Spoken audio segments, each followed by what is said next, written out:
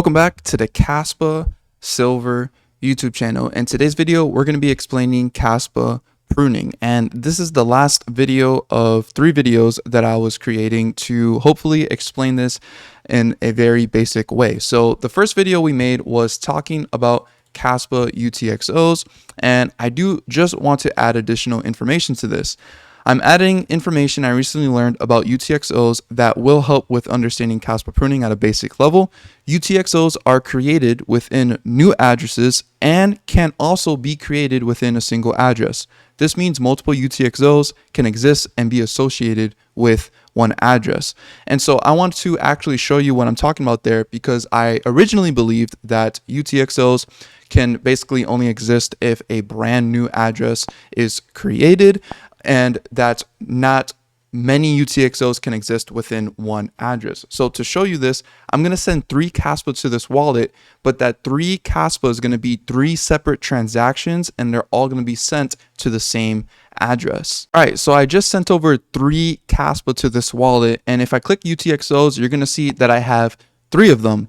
But what you're also going to see is that they are all associated to the same address. And if I go to the Kaspa Explorer, you're going to see that this address now has 3 UTXOs associated to it, because this Kaspa, each one represents Kaspa that has never been spent, because remember, this means an unspent transaction output. So each transaction ID counts as a UTXO.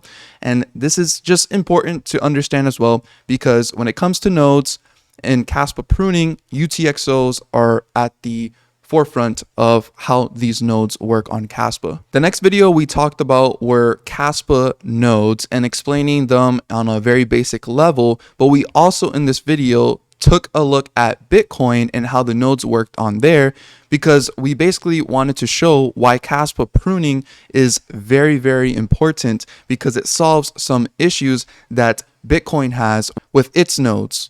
Some of the issues that Kaspa pruning solved was the fact the chain size that you have to download when you initially start a Bitcoin node. On Kaspa, you do not have to download the entire history because Kaspa pruning exists. So with Bitcoin, you have to prune data only after you initially download the entire history. But with Kaspa, you only ever need to download 3 days of past history. And that's why when I'm running a node, as you could see I am right here, the storage requirements for a node currently has reached 18 gigabytes, and I'm able to run my node. And this is because it only needs 3 days of past history, and this happens by default. You don't choose to do this. Every time you run a node, you only need 3 days of past history. So this allows nodes to be ran very, very easily. So that means it makes nodes very easy for anyone to run. And that is the whole purpose of nodes on Bitcoin, is so that we can increase decentralization. You want to allow anyone to join. But if you have the chain size always increasing indefinitely, like it does in Bitcoin, that means over time people cannot join because their hardware does not permit them to join. With Kaspa, especially it running on Rust, you don't even need really great hardware, and you also don't need much storage to be able to run a node on Kaspa. Another issue that Bitcoin has that Kaspa pruning solves is network latency. So because of this very large chain size that can happen with Bitcoin, and that you are forced to download this every time you are about to start a node, Bitcoin had to implement blocks coming in at 10 minutes so that it can compensate for the fact that the storage requirements will not exponentially grow too fast. Like I said in the previous video about nodes, even though it's been 15 years, 647 gigabytes is not that much for 15 years. But if we did the math with Kaspa, because on Kaspa, blocks are coming out every single second, we estimated that every single day it would be over a terabyte of storage that would be required. So with Kaspa pruning, we don't have to worry about the storage requirements becoming so large, because again, we only need 3 days of history, and we do not download the entire history, meaning every single transaction that has ever happened since Kaspa's inception. Jonathan goes into this in one of his articles that I want to read here. When he talks about 3 reasons why he wanted to create Kaspa, the third reason is because we need a base layer whose trade-offs are centered around the crypto-informed users' needs and asks. This implies in particular, and according to the worldview I suggested above, implementing the default node to skip historical verification, making it an optional operation, one that relies on the fewer archival nodes that some entities choose to maintain and make available. This is the same situation as Bitcoin, since most Bitcoin full nodes are pruning the necessary data for syncing newcomers. But be advised to not share this info with Bitcoiners. It's going to ruin their day and by implication, your week. And I am going to address that a little bit further because with Kaspa pruning, this causes a type of FUD to come out, which means fear, uncertainty, and doubt. So this is something that Bitcoiners will try to use that and show that Kaspa is somewhat like a scam or something like that. But we'll get into that later in this video, and we're going to come back to this sentence right here. He continues here saying, importantly, these archival nodes maintain the ability to prove to newcomers that a certain transaction was fraudulent by providing the Merkle witness for inclusion in blocks involved in the claimed collusion.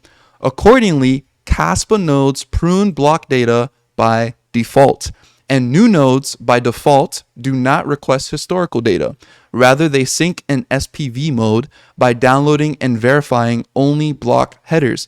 I reiterate that this is not a stronger trust assumption than a history verifying node, rather a different requirement.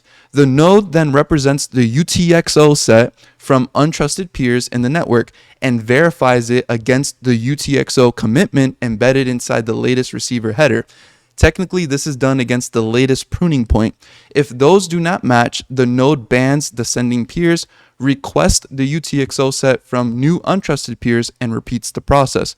If those match, the nodes verify that no unexpected inflation occurred by comparing the sum of UTXOs to the specified minting schedule, a comparison for which block headers suffice. And now that we have a basic understanding of nodes and UTXOs, this hopefully should make a little bit more sense to you.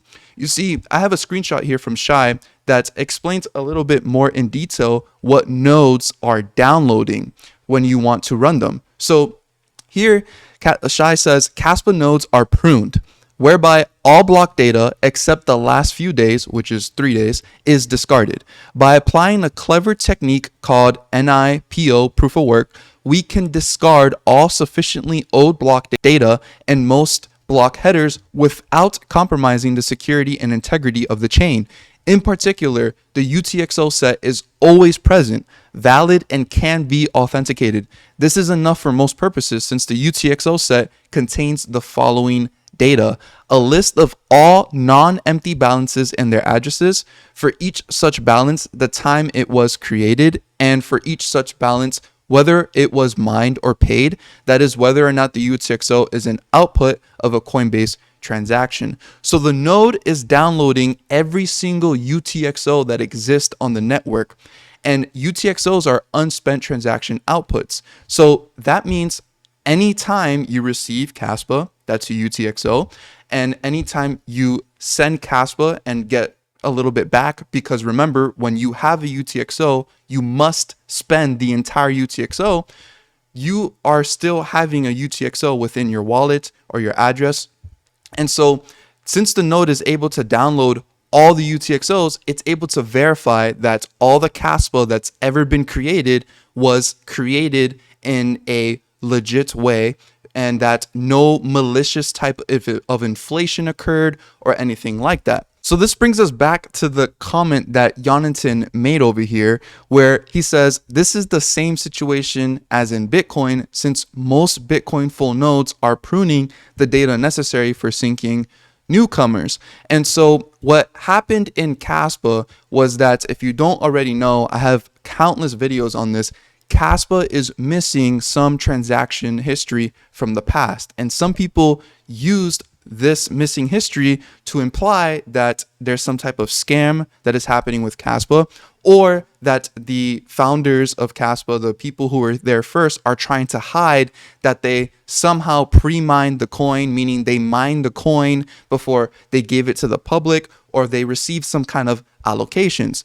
But this is easily proven false because nodes have to download the entire UTXO set that goes all the way back to the Genesis block. And this doesn't take as much storage as downloading the entire history. Now, with Bitcoin, you have to download the entire history, but people still delete the old history after they download it for the first time, because it would make no sense to keep 647 gigabytes on your device if you're trying to run a Bitcoin node, because this will continue to grow exponentially.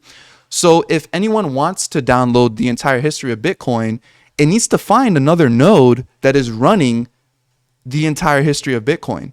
So the same situation is happening with Bitcoin, where people who are running full nodes, or nodes that have the entire history of the blockchain, are being left to people who are able to have really good hardware, and it's being left to a very small group of people who have this node. But this is not really a problem, because again, the UTXO set is fully downloaded on the nodes and can verify that every single Kaspa that is in the network is totally legitimate and it's not a malicious type of thing. And also, since we do download the entire UTXO set, and if you still have doubts about the integrity of the Kaspa chain and want to verify that the Genesis block is legit, even though we don't have the history of the Genesis block, in fact, we don't have 2 months of history. This used to be 6 months of history, but it's recently been recovered. Most of it has, and now there's only about 2 months of history missing. You could still go ahead and do your own verifying the integrity of the Kaspa chain by doing a Genesis proof. That the link for this will be down below. But since you have the UTXO set and it goes all the way back to the Genesis block, you can verify that the Genesis block was started with a brand new empty UTXO set, meaning there was no Kaspa in it, meaning that there was no Kaspa that was given to any entity before Kaspa started or anything like that. So the current situation that Kaspa is in when it comes to, well, who's going to run nodes that have the entire history, it is reliant on a group of volunteers who are doing it. And this is the same situation with Bitcoin, because with Bitcoin, people who run a node are most likely discarding this. And then the people who are still keeping this are probably a very small group of people. And it's the same situation of Kaspa, because no matter what, if you want to run a full node, you need to find other nodes that have been already running the full node of Bitcoin or Kaspa. So really, let's summarize what Kaspa has, what advantages it has over Bitcoin, and why Kaspa is very significant. And this comes down to the fact that it has Kaspa pruning. So Kaspa removes the need to download the entire block DAG history to only need the entire UTXO set, which still allows the network to remain secure.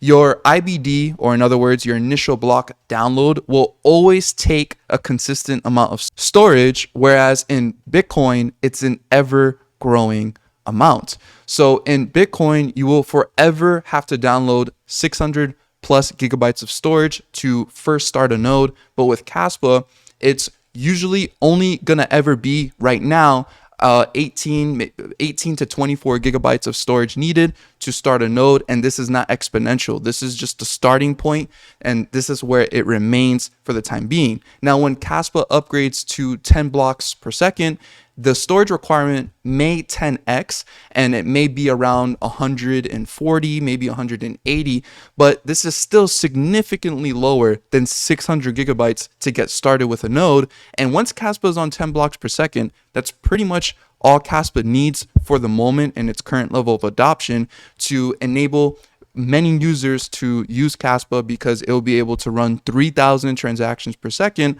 on a proof of work system, which has never been done before, while maintaining decentralization, security, and scalability. So really what's being built here is truly historical. And then lastly, Kaspa removes network limitations to allow it to scale, to then put limitations on external forces like hardware. And this is the main thing with Kaspa.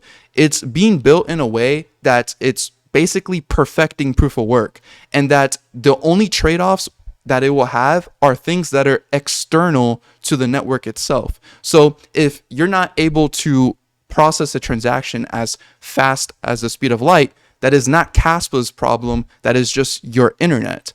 Or if you're not able to run a node, it's not because the Kaspa node is storage is too big. It's just your hardware. You need to get maybe a little bit better hardware.